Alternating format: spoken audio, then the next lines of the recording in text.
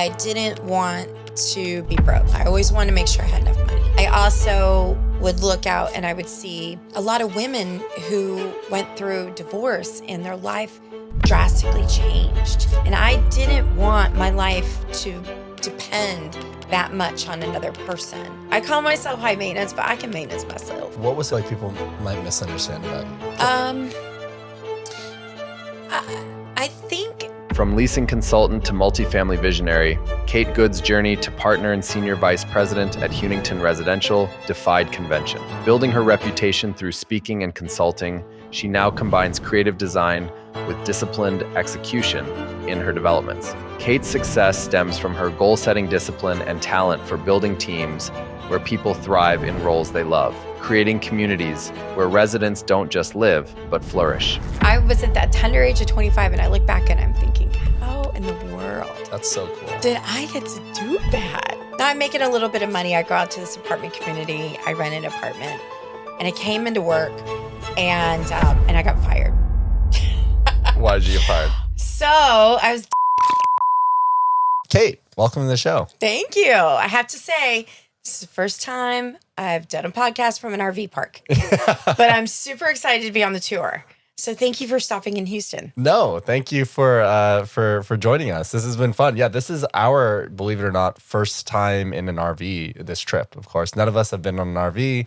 Wow. None of us have stayed at a RV park, but I mean, this one isn't bad. You can see the water and the view. Well, I guess listeners can't, but Yes, for the listeners, it is beautiful. Of course, you have a beautiful Houston day too. exactly. But how brave to set out in America and do this. This is really fun. It will be fun. It's been tiring at times, but I think overall we're going to look back and be like, this was great. Yeah. Awesome. Okay, let's start with a little bit about you, your background, where you grew up, and we'll go from there. Well, we are in Texas right now, and I was born in Dallas, Texas, and but didn't do much growing up here. When I was 6 years old, my family moved to Ohio, and I had a Southern accent, and I talked real fast, and I talked like this.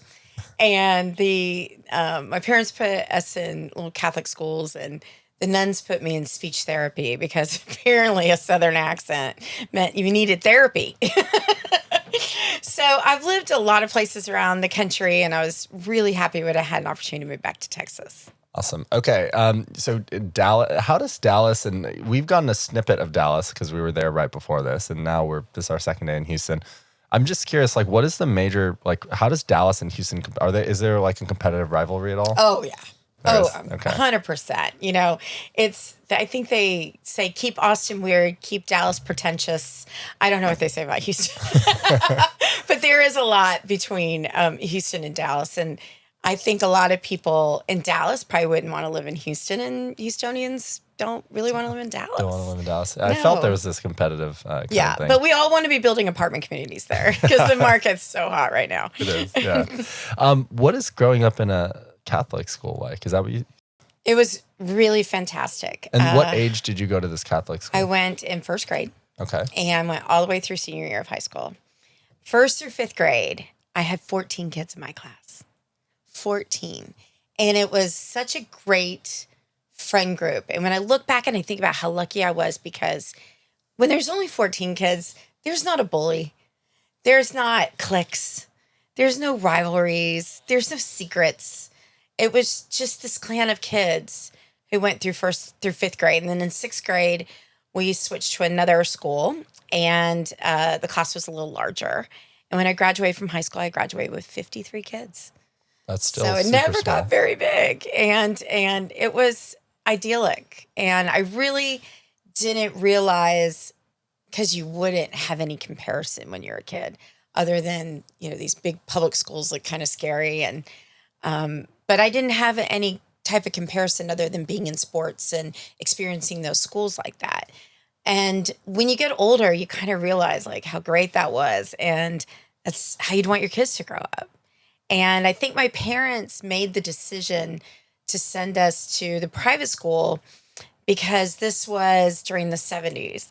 And the school that we were going to have to go to had this big round room. And I believe they had 3 or 4 grades in there without air walls or anything like that. It was very, I think it was kind of hippie teaching, right? And my mom said, no, our daughter, I was Katie at the time, our daughter Katie would not be able to pay attention. So she was very concerned that I wouldn't have a great experience. And then they looked down the street, literally 4 houses down from the house we moved into in Ohio, was this cute little school. And my mom found out we'd have 13 kids, or 14 kids. She said, that's perfect for her. In Texas, they would have never dreamed of it. It would have been way too expensive. But this little school in Ohio, they could afford. And I think that made them really proud. And I think that's when they knew that they had made a great decision to leave Houston, because they definitely didn't. I know my mom didn't want to leave. What did your parents do for work growing up? My mother stayed home until I was in 7th grade. And then she went to work for a school for mentally challenged kids. And she was a teacher's assistant. And she worked there all the way up till a few years before she died. And my mom, who probably didn't have a lot of patience with my sister and I, had this unbelievable file that she dug into. And she was so patient and caring and loving with these kids. And even in the summer, she would go visit them at their homes to give them continuity. And she fell into the best career and didn't for herself. And it was not a plan. My father was in sales and he was great at it. He was everybody's friend. Later in his sales career, he bought a company that was sales forward, and he ran that company. And my sister and I had a chance to work for them. At one point, my mom and dad bought a bookstore, and it was supposed to be to pay for our college education. And I started working in the bookstore when I was 12, 13. And my dad... Why did they buy a bookstore? I think they had some money. I was young. I don't think I understood the economics of it all, but they had some money, not a lot, and they wanted to make some sort of investment. This bookstore was for sale in our little town, and my dad wanted to buy the bookstore. And I think he saw how much money it would throw off, and that would be enough for our college tuition, maybe down the road our weddings or something like that. And I think that was his goal, some sort of investment. And he always had that entrepreneurial spirit. Well, so did I. And I walked into this bookstore, and now it's the 80s. And I was Dad, we need stickers and pencils and stuffed animals and Hello Kitty and, things that the kids I ran around school with. And we had to cover our books. And so we needed to get fun book covers and things like that. So he gave me a little space in the store, and he took me to a show where I was able to pick out everything I wanted to put in my space in the store. And my space in the store started selling out really well. And they gave me more space and more space. Oh, so you were just responsible for that store? And for my little area. That space, sorry. Yeah. Now, I cashiered too. But just for inventory-wise, that was my job. And I really got a sense of who is your customer? What does your customer want? Staying current with what's current. And getting the word out in this little town. The fact that we had this amazing wall of stickers. It got around to all the kids, and they'd come in after school. And even if they had 50 cents or $1 on them, they could get a couple stickers that they put on their book covers and lockers and things like that. So, that's so cool. How did you decide back then what to choose to? I have no idea. Just like what you wanted, just whimsically. I'm sure there was a lot of pink, Yeah. I have no idea other than I went to the show with my dad and just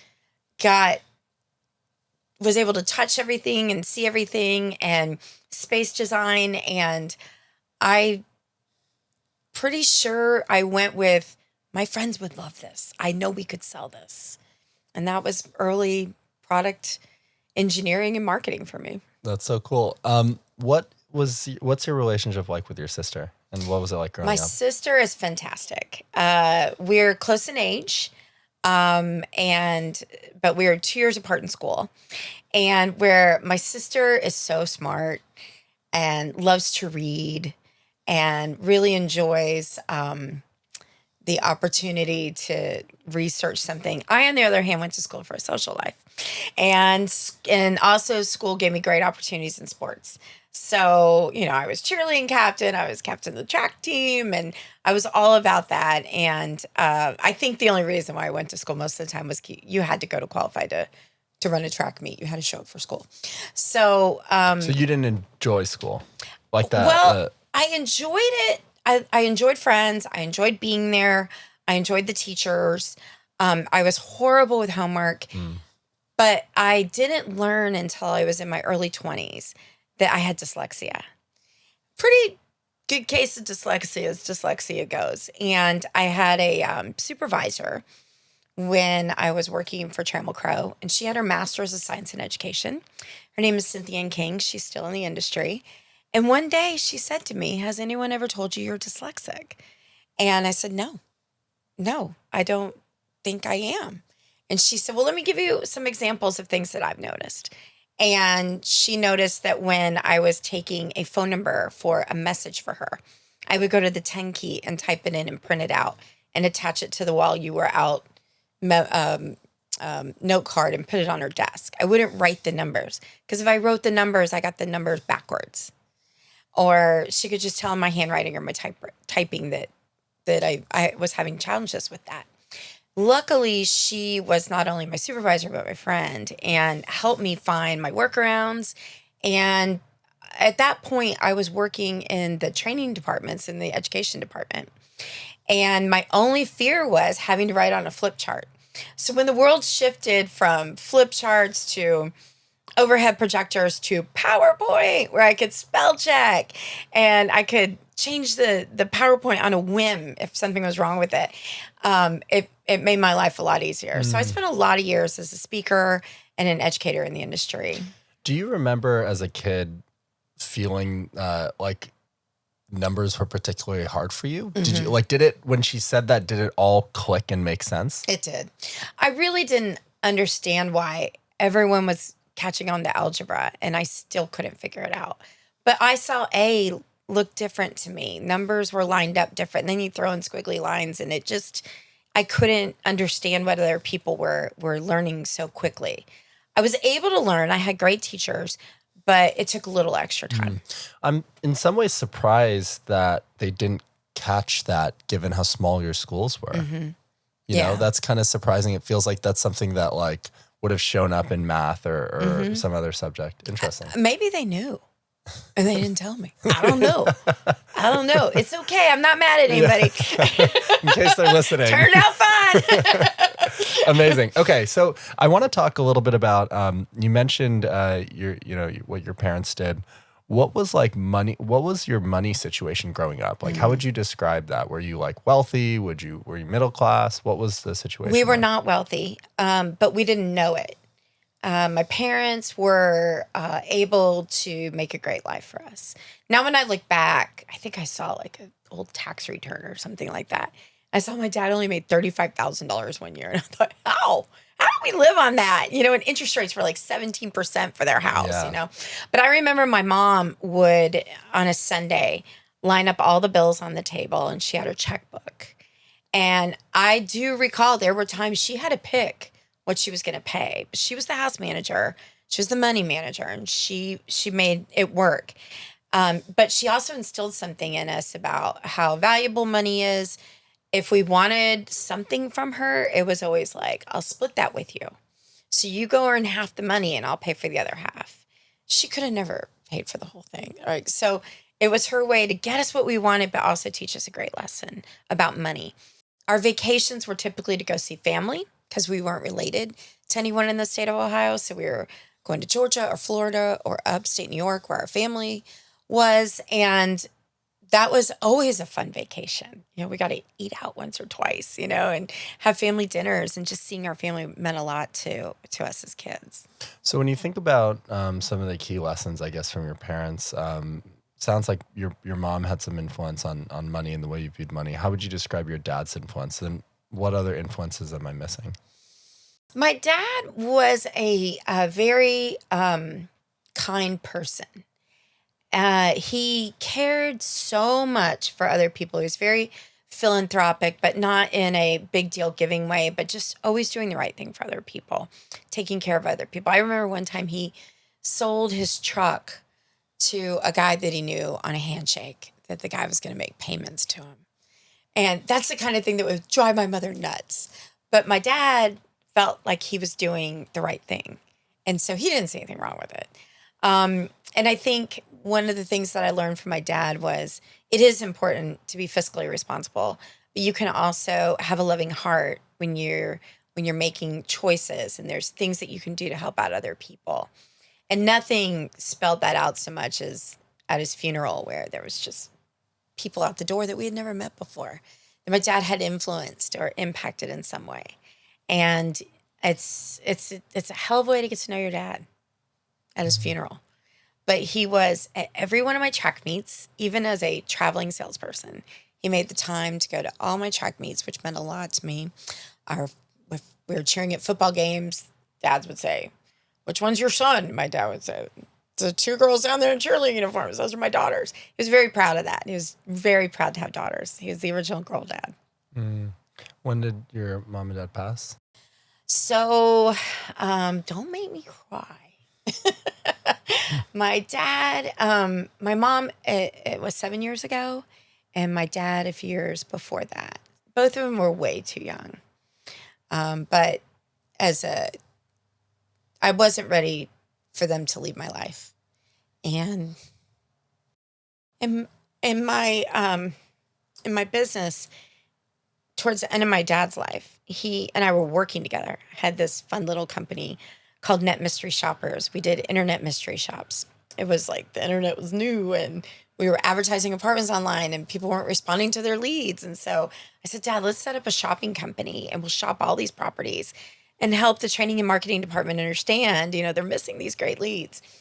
And so all of a sudden, my dad was going to trade shows with me where I was a professional speaker at them, and they would give me space on the trade show floor, and everybody knew him as Kate's dad. Everybody knew him as Kate's dad. So it was so much fun in that stage of my life to learn all these wonderful business lessons by working with my dad, to really get to know him as an adult on the business side. That was a treat. And I think that those daily phone calls that we had, that were a little bit of work and a whole lot of "I love you, I'll see you soon," those were amazing. You mentioned you went from Katie to Kate. Mm-hmm. Is there a story behind that? Yeah, I think I just decided. So my name is Kathleen, and my parents called me Katie. And when I got on my own after high school, I was just kind of decided that I was going to go all the way into the work world. I was very excited to work. I remember being 16 years old, and most people wanted a car. I wanted a checkbook. I literally wanted a checking account. That's all I wanted for my 16th birthday. I wanted to keep my own books. I wanted to, do my own money planning, and I had some ideas for businesses that I wanted to try. And I think the idea that I have this, kind of energy to do that, and my parents were kind of excited about that. They didn't really talk to me much about college, but for my sister, it was all about doing her applications and getting her off to college. For mom and dad, with me, they were more like, "We've just got to put this girl in the right place because she's going to run." Why is that? Why did you and your sister have a different? Is it because she likes school? I wasn't that interested in going to college. I was more interested in getting into the business world, and I felt that there was an opportunity to do both. But my parents didn't have enough money to send both of us to college. And even as it was, my sister was working to pay a lot of her tuition too. And I didn't want to put that strain on my parents because I really didn't know what I wanted to do. So I didn't understand what I was going to go to college for if I didn't know what I wanted to do. I thought I wanted to do something, maybe business or marketing, but I wasn't sure. And I wanted to get a job. And so my dad encouraged me to get a job, figure out what you want to do, and then build your education around it. And that's exactly how I did it. Well, there's two things that I want to ask you. One is you're a very positive person. You have very, high energy, and you are seemingly an extrovert. Mm-hmm. Is that true? Yes and no. I do a lot of speaking with Lisa Trezine. The industry knows and loves her. Lisa made a lot of, shout out Lisa. When I was first starting this podcast, she made a bunch of, I think she might have made our intro. That's how we met. Yes, absolutely. And Lisa will tell you that the world knows me as an extrovert, but in my circle, everybody knows I don't want to be in the middle of a crowd. I'd rather be the one on stage. I don't want to be down where I don't know everybody's name, or there's a lot of people. It has always made me kind of nervous, and I like intimate friendships rather than tons of friends. But there's a side of me that makes friends really easy, and there's a side of me that just likes to get to know people. And I think the push play with that is I can't give everybody the time I want to give them. And so I tend to keep it a little smaller, the circle a little smaller. But I do have fear of going into a, cocktail party and not knowing anyone. I don't really enjoy that. I want to go with somebody else. So Lisa's always kind of been the perfect wingman, because she remembers everybody's name and she remembers what company they're working for. And she remembers the story about them. And that's always really helpful for me because she's great at that.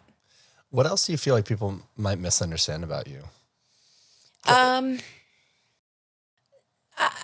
think there may be some question. There might be some wondering how I went from leasing consultant to apartment developer and owner. I think that's not a jump that most people make, especially where I took so many years and was on the road as a professional speaker and a consultant. And so they may wonder, well, how'd that happen? It's not like she was a regional vice president and then moved on to a development team. My path didn't look like that. And it was my consulting work that put me with developers all the time, because I had previously worked for 2 really solid big development companies. And every project I ever worked on was brand new product selection, lease ups, naming it, finding our target market, everything. So when I started working for developers on a consulting basis, and the more work that I was doing, I could see myself doing that. But not a lot of people would see that path. Were you doing the consulting full time? Yes. Okay. And speaking. So, gigs, I would probably do sometimes 2, 3 a week, sometimes only 3 a month. Because I always had to have enough time to go visit my clients too and work on the projects I was working on for them with. And I was also working all over the country. So you have to be really careful. If I got a big gig in Tulsa, I can't take something on in Seattle. There's no way to get between the 2 cities really easily. So I was always really thinking about that. It was hard to say no to stuff, because when you're self-employed and the phone rings, you're worried, is that the last time that phone's going to ring? And you're only as good as your last project. You're only as good as your last speaking engagement. So I definitely overcommitted myself, but I just ran like hell and had a great time. It's not common to be, I feel like, super entrepreneurial at such a young age, or want to do with all these stickers things and stuffed stickers animals. and stuffed animal. But even wanting to, just have this desire to work and jump into the workforce, where do you think that came from? I wanted to earn money because I knew it was hard for my parents. I didn't want to be broke. I did see a time where my father had a business that failed, and he was having a hard time finding work. And I remember the stress that our family had. And I didn't want to be in that situation. I always wanted to make sure I had enough money. I also would look out and I would see a lot of women who went through divorce and their life drastically changed. Maybe, it was socioeconomic or whatever, but their life changed. And I didn't want my life to depend that much on another person. And so I felt like if I had financial independence and I had work independence, so that I could create that lifestyle that I wanted, be where I wanted to be, and fund my own way. I call myself high maintenance, but I can maintenance myself. I didn't need anyone else to do it. So that was tremendous freedom with who I chose to have relationships with and where I chose to live. I drove that. No, those decisions weren't made by other influences. And growing up outside of your parents, were there any other major role models? I was really enamored with my 2 grandmothers, and they could not be more opposite. My one grandmother grew up on a farm, and she would have been happy to live at a farm her whole life. And she was the kind of grandmother that always had cookies in the jar. And then my other grandmother was this tall, beautiful, stylish, well put together manners woman who was from a Italian immigrant family, and they were the poorest family in town. And I just admired what she made of herself. And I saw a lot of pride with her and my other grandmother too. But my grandmother had a lot of pride from her work was always very interesting to me. She had dress shops and hat shops and things like that, and worked retail. And at one point, she made more money than her husband, but she didn't tell him that. Because back then, Oh yeah, that was bad. That was bad. But she somehow figured out how to tell him that he paid for that brand new kitchen. Because I guess she was probably the money manager too. I don't know, but she did. And then when she passed, my mom found a bunch of these life insurance policies that she had bought from New York Life, and every time she made $1,000, she'd go buy one and stuff it in a book somewhere. And my mother found them all, and they were not the kind that made money over time. They're basically worth what she paid for them. But how amazing and proud was she that she could do that? She had that just in case she needed it. Women didn't have their own bank accounts back then. They didn't have their own credit cards back then. They couldn't get a loan back then. They couldn't go out and buy a car on credit. They couldn't do anything like that. She found a way to create her own financial security and never really needed it. It was there after she passed. We found it. When you look back, I guess, on your childhood and you reflect on the person you are today, are there any key experiences that you think inform why you are the way you are? Yes, there's one that I think about a lot. So we lived in this little town and we had a YMCA, and I loved gymnastics. And my mom and dad put me in the program probably because I had a lot of energy to burn off. There were gymnastics on Saturdays, but I took off. I was good at it. I loved it. I enjoyed the competition. I enjoyed every time we went to the gym, there was a new challenge. I had to get my back handspring, had to get my back tuck, and I had to do it on a balance beam. And I was approached by the coach who told my mom, we've given her all she can have. We can teach her here. She needs to go to the big city, which would have been Columbus, Ohio. 45-minute drive. And the workouts were, 2 to 3 hours, 2 to 3 days a week. And then a long practice on Saturday. And my mom said that's a lot. And if she wants to do that when she's older, by all means. Well, this is what we know. Gymnasts peak at like 15, 15, 16, competitively. Why is that? Just physically? Yeah, I think physically. I think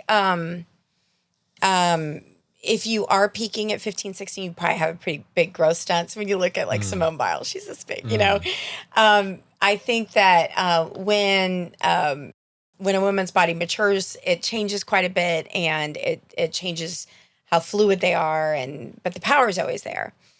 The other thing that I knew is that my mom really didn't want to be inconvenienced. She didn't want to make that drive, and she didn't want to sit at gymnastics waiting for me to finish the workout. She wasn't the kind of mom that would sit the bench when I was a track meet, but my dad was. My dad couldn't take me to all these things. And I remember the disappointment that I knew that my mom was closing a door on an opportunity for something I was really good at, because she didn't want to drive me. And they may not have had the money. I don't know that part of it. But I feel like something would have found a way if she would have just got me there. But that's what I knew, and that's what I believed at 12, 13, 14 years old. And I was competing against some pretty great people who went on to become national names and was doing fine. So I always felt like that was something that was taken away from me. And when I was old enough to make my own decisions and old enough to fund my own life, these were things that were always with me. Create your own opportunity. Don't rely on other people. You know what you're good at. You know what you're going to achieve. And if you just, fist focus on that, then, and you really want something, you're going to make it happen. And the flip side of that was I was very quick to realize what I didn't like to do because I didn't put my heart and soul into it. And I wouldn't be great at it. And so Jennifer Nevitt, she's a great person in the industry, also a very close friend. She said to me when I branched out on my own to do my own thing, speaking and consulting, she said, find someone to do the things you don't like to do because you're going to just run with the things you're great at. And the things that you don't like to do are going to pull you down, whatever that is, scheduling, finances, whatever it is. Find somebody to do that. And she was absolutely right. Allowing yourself to have that time to stay in the space where you know you're at your highest productivity level, you're enjoying it so much that you forget what time it is, that's just the pinnacle of success. No matter what you're doing or earning, just being in that moment is success. And a lot of people don't always see it that way because they think, no, I've got to make this much money or I've got to build the company this big. No, the success is that right now you're doing what you want to do. Do you know how many people are showing up to jobs every day and they don't want to be there and they don't like it and they're not giving it everything they have. Everybody's got something inside them. Put them in an environment where they can run and roll and anything's possible. When you think about like some of those strengths and weaknesses for you or things that you like doing, things that you don't like doing, what comes to mind on both sides? I love to create. I like to be able to take an idea and run with it, which is really fun in the apartment development world because every time we sit down to build another, 350 apartments, I get to reimagine the amenities. I get to reimagine the interiors. I'm on my way to the builder's show this week, and I'll walk that trade show floor and I'll look at everything cool.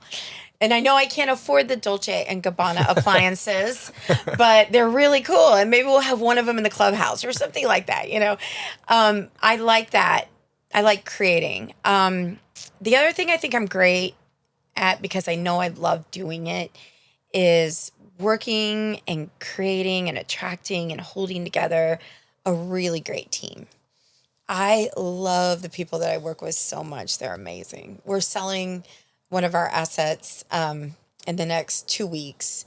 And that team that works at that apartment community, they're so cohesive and they're great working together. And we created the space, for them to have that amazing environment.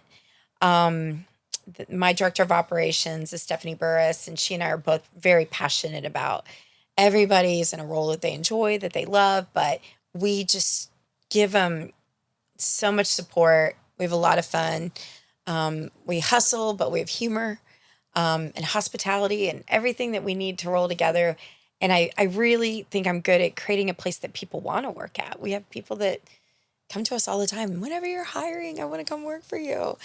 And I'm very proud of that. I'm very proud of creating opportunities for people and creating a space where they really want to be at work. Yeah, I think what you're saying is totally true. I think one of the things I've learned over time is, when you're starting something new, you kind of by default have to do everything, right? You don't really have the luxury to delegate just yet. And as you kind of get into the groove and maybe, at least in our case, you start hiring and all this stuff, you almost want to make sure you're doing to the degree that is possible of things that you love and you're good at. Because the way I think about it is every hour that I spend on things that I like and I'm good at, it's going to produce way more output than every hour I spend. Yep. And every hour I spend doing something I don't like, there are other people that you can hire or find or contract or whatever that will do those things with passion and excitement and energy. They love it, right? For me, apartment communities don't just happen without a lot of work on paper. And we have to do an underwriting practice, and we're gonna really stress that underwriting to make sure it can stand up in a bad economy or concession-driven market, whatever it is. And so when I walked into the position I'm in now, there wasn't anyone in my position. So I wasn't jumping into a system. I had to create it all. We didn't have a massive Excel spreadsheet that we could put the cost of the land, the cost to build, the number of units, how much money we're going to make from it and balance that. We didn't have that. I had to create it all. This was the biggest challenge for me, was figuring out those complex math problems, determining what the internal rate of return is. Like I had to teach myself all that. It was great to do it because I learned it from the inside out. I had the time to do it. But the first position that I wanted to hire was the person that thinks that's fun. There's so many people and they're good at it, and they can teach me something that I don't know, and they can run with it in a direction that they're it's like I picture people running through the field with their arms in the air. They're so happy, right? I want that person to be running in my company like that. I'm so happy I get to do this. Yeah, because imagine everybody is doing that. Yeah. Because if they're all working on things that they love, and then think about the output that is generated for the entire company. That's what we like to do. Yeah. And we have an amazing group of housekeepers in our company at all the properties, and they love it. They talk to me about their products and different types of equipment they want and why and what they can do with it. And I'm like, you're so passionate about, I love Fabuloso too. Let's talk more about Fabuloso. And we just, I don't know. I love to see them and put them at their very best. Like, you want to be a housekeeper, be a great housekeeper. And this is a great opportunity for you. I love that. Okay. I want to transition a little bit and talk about, so you, I think you mentioned, so you didn't end up going to college. I didn't finish. No. You didn't finish. Mm-mm. Okay. So what was the first job that you then transitioned into? Well, I was living in Ohio, and shout out to all the people in Ohio, but the sun doesn't come out very often. And I had a friend who was moving to South Florida, and she asked if I wanted to go. And at this point, I was doing telemarketing for Susie Rich Home Food Services. I was working displays at JCPenney, which was the big store in town in the mall. And I think I had a third job somewhere. And my friend wanted me to move to Florida with her. And I said, I'll do it. Pack the car, let's go. And she had a brother and a father that worked in a hotel down there, and he was going to get us all jobs at the hotel. And so I show up, and they got me a job as a servy bar attendant. And so I had to push this big cart up and down the hall and open up the little refrigerator in the hotel room, replenish anything that was taken in the middle of the night. It's a real deal. M&Ms for $9 and Diet Coke for $7.50. That was my job, to replenish that. And I liked it. But I asked for more. I asked to teach me the front desk.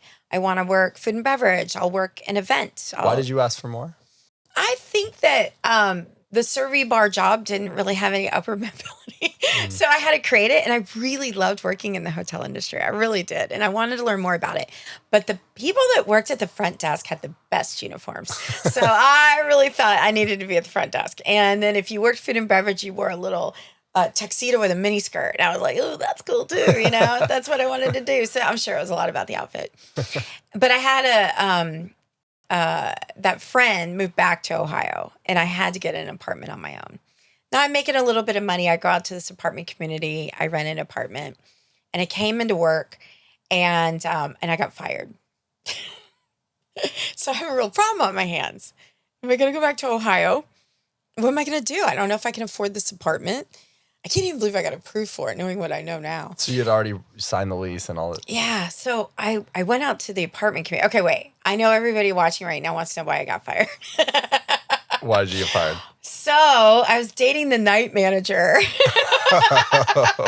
You're not allowed to be on property when you're not clocked in. I had dropped in to see him.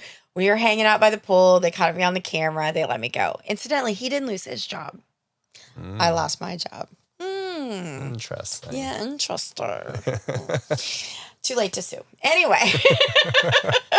I went out to the apartment community and I said, I love this apartment, but I lost my job today. I may have to move back to Ohio. And this lovely, bubbly leasing consultant named Tony Stone said to me, well, what do you do?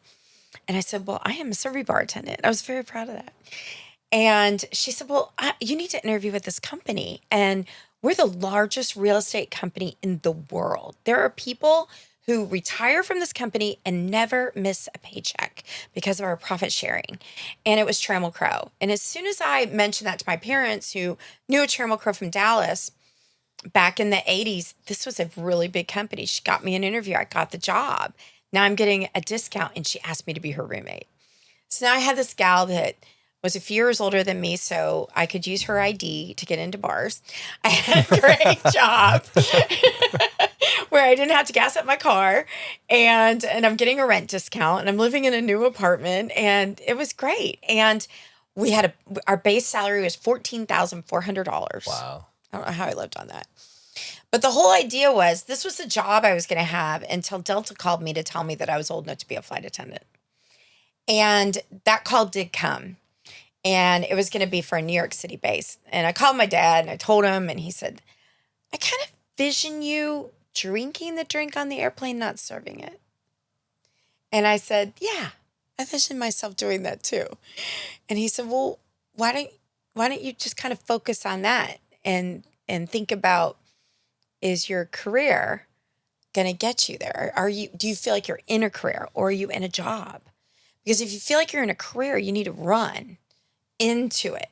If you're in a job, you need to keep looking. And maybe it's Delta. Maybe there's something there for you. But if you feel like you're there now and you see that path, stay with it. He gave me great advice. And so I stayed leasing apartments. Crazy story, but I was really, really good at leasing apartments. And they would hold my bonus check back if my files were sloppy. You know, these are legal documents. They had to be done right. And so they would audit my files. They'd hold my bonus check back. And I remember they held back a check that was really, really big.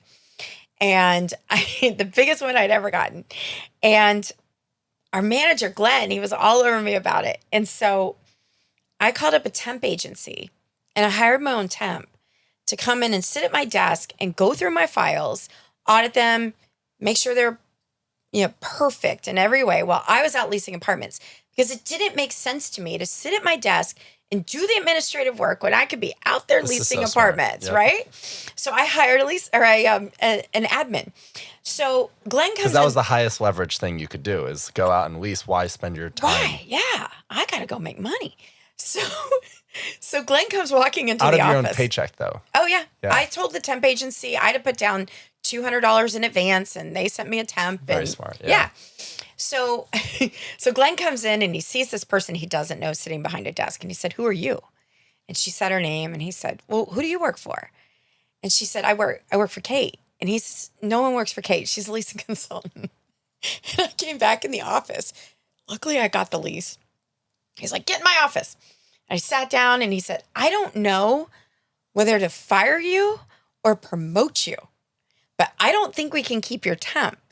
And I said, well, then I can't keep up the pace of leasing because I want my bonus checks. So we went to a meeting that afternoon with all the other property managers, and the regional manager was there, and he told them the story, and every manager wanted me at her property or his property. And so they were fighting over me, and he's thinking, okay, wait, she's kind of brilliant. I got to keep her. And then they created a role that would be my assistant, and I was training them along the way, training them on the files, which is kind of funny because I wasn't great at it, but training them how to lease, training them on customer service, and then they would move on to permanent positions. So that was kind of my first role in training, but they didn't give me the title and they didn't give me the money, but I had my temp. This is so smart. I remember my brother, when he first started, he does sales right now.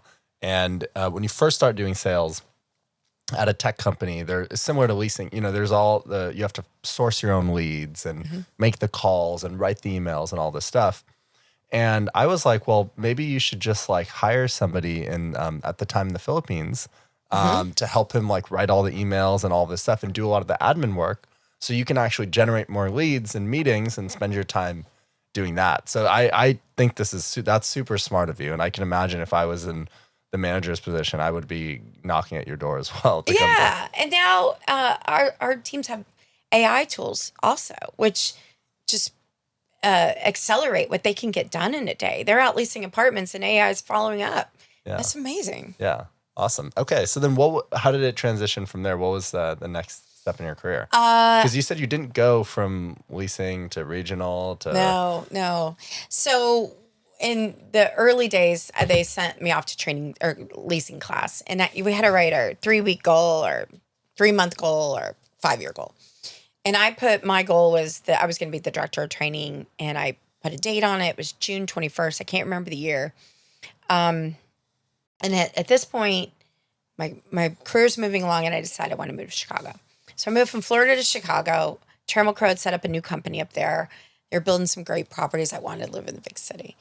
And I had only been up there maybe 60 days when a job posting came along to be a training coordinator.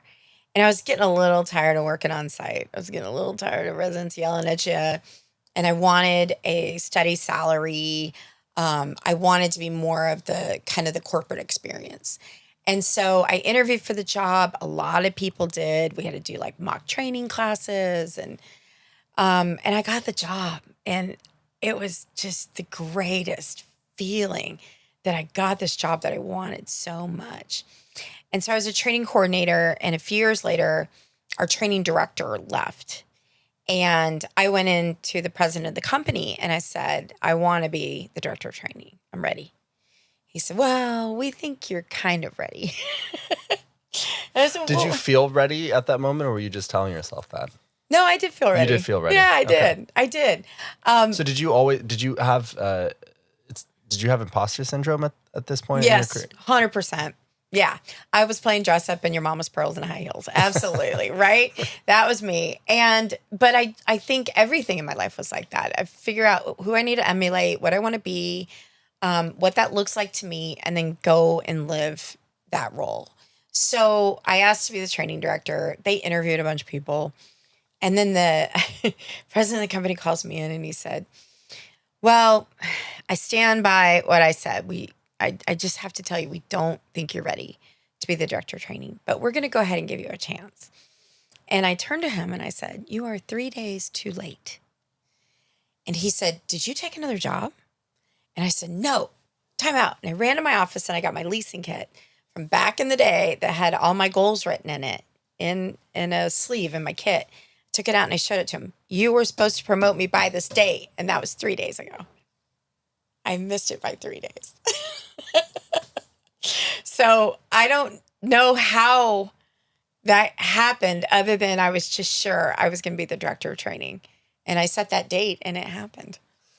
So do you still practice that today? Do you write down your goals? Yes. I'm very passionate about goals. Are you a visualization person? Yes, I am. When everybody started doing, their vision boards, I was like, oh yeah, I did that my whole life. I was always cutting things out of magazines and saying, this is something that feels like me or who I want to be. What did that look like at this period of time? Well, I had a detour after I was promoted to director of training in between Trammell Crow and Gables. Trammell Crow had sold off a bunch of our properties and set up all these REITs. And I still wanted to continue living in Chicago. I wasn't sure what I wanted to do. Maybe I'll go work for another company. Opened up the Tribune. I found a job listing for director of training, but it was a company called Daytimers. We all carried around these leather daily planners. It was our time management tools before the Palm Pilot, before the BlackBerry, before the iPhone. And they were hiring a trainer, but to go out on the road and teach time management classes. But they hired somebody really kick-ass to write the material, and that was Stephen Covey. And this was on the heels of him writing First Things First and 7 Habits of Highly Effective People. And so I got hired, I got picked, and Stephen Covey picked me to go on the road with him. And I did that for about 6 months. With Stephen Covey? With Stephen Covey. And he would do the afternoon and I would do the morning. And it was all about goal setting and time management and achieving. And he would weave in a lot of his material from First Things First, which was his time management book. And a little 7 Habits too. But that was branded and trademarked and we didn't get so much into that. He ended up leaving Daytimers because they wouldn't put his name on the door. And so he went to our competitor, Franklin, and that became Franklin Covey. And when he left, they came to me and they said, we want you to continue to do these time management programs. And they were public programs where anyone that bought a daytimer could come for $99. You got your daytimer and a pass to my class. And then they would send me to like Ford Motor Company and Hamburger University at McDonald's and, an up-and-coming company called Dell, all these like really exciting opportunities with blue chip companies coming in and speaking. And when you're on the road every day speaking about goal setting and time management, you got to walk your talk. You got to really believe it to get on the stage and teach it because people can always see through bullshit. So I wanted to make sure that I was putting this to work and could draw from my own experiences to help other people achieve what they wanted to. And the system really did work about prioritizing your time and having a goal, but then backing it up with steps. How are you going to get there? You can't just say, I want to do this. You have to say, I want to do this, and then write a plan. And that's what Stephen Covey taught us. Stephen Covey is a legend. I mean, for anybody listening, the 7 Habits of Highly Effective People is one of the most, it's like the Bible for productivity, I feel like. It is. And I was at that tender age of 25, and I look back and I'm thinking, how in the world? That's so cool. Did I get to do that? That's really I was cool. On NBC Nightly News. I was on the Today Show. It was amazing. That is amazing. Yeah, crazy. That's crazy. I mean, Stephen Covey is a legend. Yeah, I've read all those books. So I guess what I find really interesting is it sounds to me like your strength is creativity, as you said, right? Usually what I find in most people is there's this dichotomy between being a super creative person and being really process oriented. Mm-hmm. Usually those things are at odds. Mm-hmm. Do you feel like you are both creative and process oriented? Because I imagine to follow the goal setting and to write it all down, you have to be somewhat process oriented, no? Yeah. I think project management is a really important role that I play. And we're starting a bunch of new developments this year. We've got 5 on the books that we're rolling with, very excited. And it really starts with step 1, step 2, step 3. Managing that process, pushing it to a time schedule, making sure we stay on track because we've got money that's hot and we don't want to take too long or we could lose the land. Time kills deals. So project management's a big part of that. At the same time, I'm pausing to say, I want 35 pink kitchens, or whatever we think is kind of fun and trendy. Okay, we got to learn about pickleball courts. America wants pickleball. So having fun with the creative side, but knowing that it has to drop into the process. And if we miss that opportunity in the process and the plans have moved beyond that, it's too late. You're going to have to put in your next deal because you don't want to slow a deal down. It's other people's money and we got to keep that money working. So in my ability to manage my time, manage a project, I think that's very much a part of being successful in my role as a developer. So this was the focus of your speaking engagements. Did you do any other speaking engagements? So after I got the bug with daytimers, I had these big audiences. My husband and I were moving to Atlanta, and I wanted to go back to working in property management. So I went to work for one of the REITs that spun out from Trammell Crow Gables. And I was the director of people success. And so I was doing inside training. I wasn't doing it on the road, inside training. But I came to them and I got the job because I said, all these other companies, these blue chip companies have corporate universities. It was the thing back then. And I want to start Gables University. And this is how we're going to grow our team members to be ready for their next positions and be successful. And they loved the idea and they loved, of course, my enthusiasm behind it. And I'd already worked on a logo and I was sure that this was going to be great. And Gables was growing. I was ready for a raise and they didn't give it to me.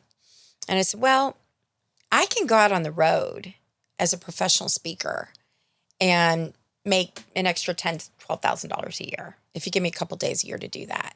So if you can't give me the raise and I promise to get everything else done, will you let me go on the road and be a speaker? I can also be a representative for our company and attract great people to come here.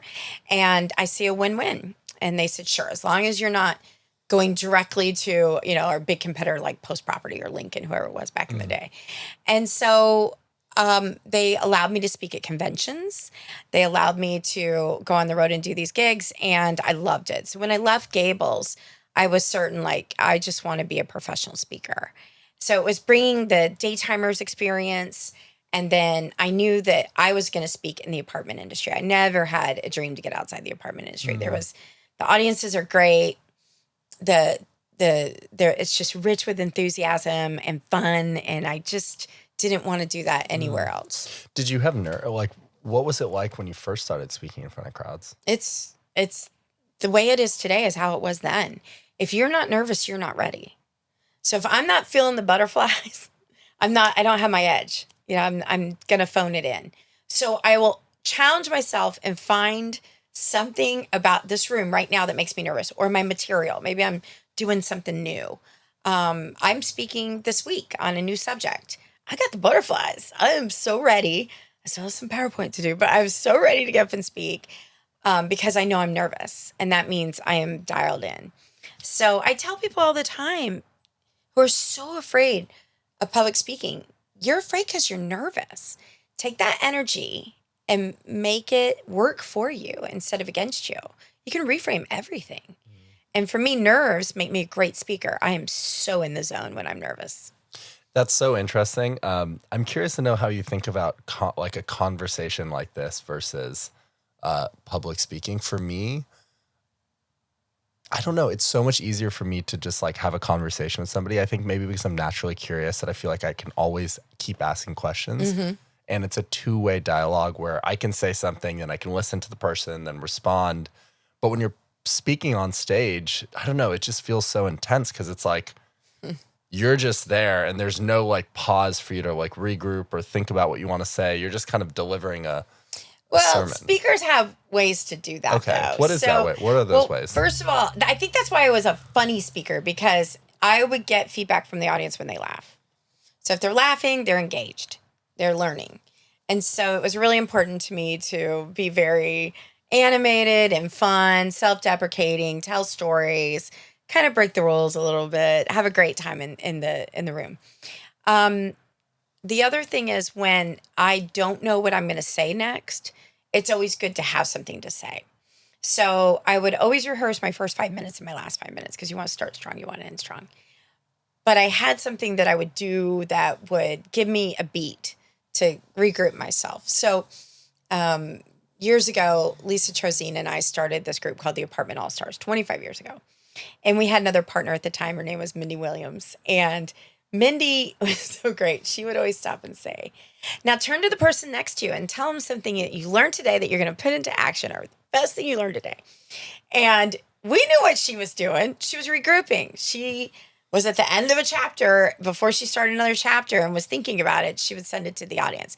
So it was a great way for them to have that affirmation. I'm learning something. But Mindy as a speaker was taking a drink of water, getting ready for the next. And I think speakers kind of build that in. For me, it's all in my PowerPoint. So I don't have wordy PowerPoints, of course, but I will have things in there that will be entertainment. Maybe it's a funny video, and that was really hard to pull off 25 years ago, but we did. Maybe it was music. Maybe it was just a funny picture. That would give me a little kind of sense of relief, but everything was in the PowerPoint. Even if it was a picture of a butterfly, I knew that I was going to talk about something, and it would keep me on focus because of what was on the screen. So a lot of times people go to seminars and they think that PowerPoint's for them. It was for me. That's really helpful. I didn't think about that. So there's these little like cues, because I think that's the hard thing about doing public speaking is if you don't have these cues, there's no feedback. Like you're just kind of like talking and like nobody's laughing or nobody's like engaging with you. It's kind of like, where do I go now? Well, when the pandemic hit and we couldn't be in classroom, I couldn't go on the road speaking. We were doing webinars like crazy. Lisa and I were set up a little company called Speedy Sessions. So we were feeding all these sessions to the associations and companies because they were trying to keep their teams engaged. We couldn't hear the audience. We couldn't see them as well as we would in a classroom. That's when I realized the value of a live audience and that I was the live audience kind of person. That's really interesting. I want to, last thing I want to talk to you about is the amenities and like how that world has changed. I'm so curious. You know, before we started recording, we talked about podcast studios and how podcasting as an industry is growing massively, similar to AI. Like, I think over the next 5 years, because people are craving authentic mediums of communication, podcasting is really going to grow. So it's not surprising to me that you guys are building podcast studios in the apartment buildings. What are some of the other amenities that people are investing in or that you've thought has been a good idea to invest in? Well, let me talk about podcast studios for a moment because we're actually going to evolve our podcast studio. So the last 3 developments that we did with these beautiful podcast studios, please feel free to use them anytime you want to. And they're soundproofed and they have great lighting and a setup like what we have here. Bring your own camera. And my team loves karaoke. Well, a lot of what you need for karaoke is in a podcast studio. And so we're just going to add a couple more pieces of equipment, and it's podcast studio by day, karaoke room at night. And what fun. You can have your friends over, reserve the karaoke room, bring your own wine, have a great time. So we're looking for any way that we could activate. Now, when I first started in the industry, we would build these beautiful clubhouses, but we never really wanted anyone to be in there. They were just pretty. We had a grand piano, but we didn't want anyone to play it. I look at it different. I want to activate all these spaces. I want people to have a lifestyle at the apartment community. I built one, and the last 3 has a 2-lane Brunswick bowling alley. It is so much fun. We built a whole area around it with pinball machines and everything, and you can literally come down anytime and bowl. And it's so much fun. Bring your friends, have a good time. So we're always looking for ways to activate that space and make sure that we have something for everybody. We're crazy about pets. We love pets.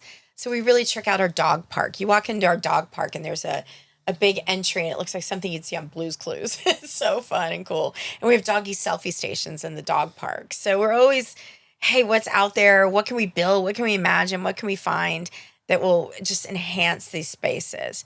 Now, because I'm building in Houston, not today, but there's many days where it's very hot and humid and you don't want to be doing sports outside. So we're looking at bringing the pickleball court and doing an interior pickleball court. And could that pickleball court also serve as a half basketball court or something like that? So it's got, multiple uses. And then the neighborhood is always an amenity. Where are we building that people can walk somewhere or easily access something? So we think about that big picture. You're not just moving into an apartment, you're moving into a neighborhood. So we want to really engage with the neighborhood and work on creating a great experience for our residents. Because I feel like it makes such a big difference, right? Like for me, something that is really like a super net positive in my life is like a steam room or sauna. You know, like after the gym, like it's just super relaxing to have that. And if I were to think about moving, if there were 2 apartment buildings and one had a sauna or a steam room, that would like heavily influence because it's part of my daily routine, right? And I feel like I would actually use it. And similar for podcast studio, do you feel like residents are using these features? Because I know like the apartment that I live in right now, I actually optimized more for a more spacious place. And less amenities because I knew I wasn't going to use them. And at least from what I've seen, the places that have more amenities, the unit is smaller.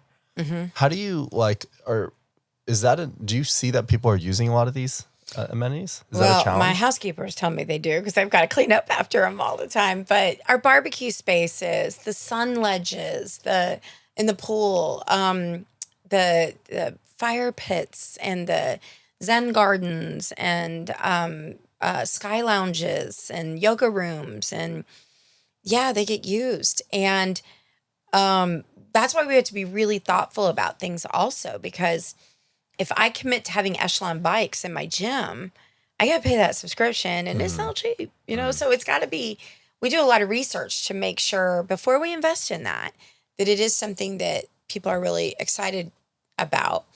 And then sometimes we'll have some gimmicky stuff. Like I saw a surfboard that was on a balance ball on Shark Tank. I was like, that would look so cool in our gym. And I'm going to do a whole water theme in our gym. And we ordered 2 of these. And I don't even think they get used that much, but they look great, and people take pictures on them all the time. It's very Insta-worthy. And we'll do things like that, knowing that we want to get on the gram. We want people to be doing videos and having fun. So we'll have things that kind of promote that lifestyle that we all believe we're living on social media, right? So we'll create those things also. And then we have to look at things like in the case of the sauna, our insurance company would hate that. So we have to do our research and make sure that it's not going to keep me from being able to get insurance coverage for the property, because they could very easily say, no, we're not going to insure you unless you shut that down. Why is the sauna insurance? You could get locked in it. You could get, there's only one door in and out. You know, you could be trapped in there. It could malfunction, and you could be physically harmed by it. Now, we all know that things like that happen everywhere, right? But there's actuaries that study all this, and they know from the hotel industry. So the hotel industry typically wouldn't have something like that unless it had a full-time attendant.